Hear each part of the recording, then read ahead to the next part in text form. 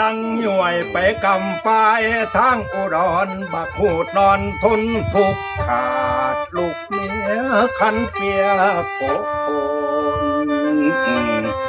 เกิดเป็นคนบ่คือบ้านพิการกายโอ้โอ้โอ้ยแสนอายเบิ่นอัปปะละโคตรหายอยากอายหน้าดอกเพื่อนฝูงโอ้ยพี่น้องเอ๋ยคิดไปหลายปัดแห่งยุ่งมุ่งมาคือหากขายนอนอยู่ใต้ห่มไม้เกียมไก่ปุ่มบักเขือลูกไผ่เสียเมียไผ่นอเสียงจอแจจอดแจดพากันมาก้าวเว้าหมื่นตาพ่อพวกผู้สาวถึงเก็บทิ้งปวดลาวน้ำที่หูดมันไหล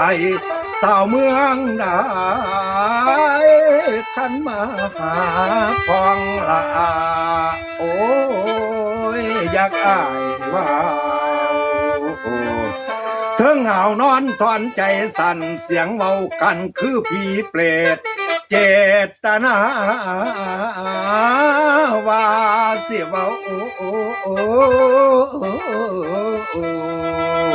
เอาความสมผมผู้สาวเอาความสมผมผู้สาวโอเล่มนอโอ้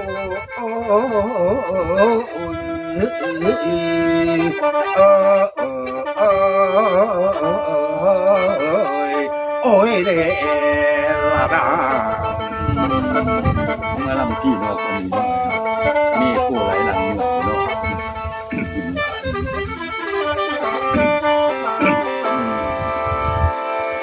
คำนางยังบ่เคยเห็นหน้าลูกพญาจากเชื่อเด่นเนาะถ้าสิมาบอกข่าวหัวใจปวดเจ้าพ่อปานพำดอกไทรโนวาสนากูเอ๋ยบัดมาคิดไปมาเลี้ยวเบิ่งกายาอ้ายผู้นอนง่ายเกียกที่เท่าวาสนาคนเฮาคำนางเป็นดอกฟ้ามาขี้หือปัดแม่นชา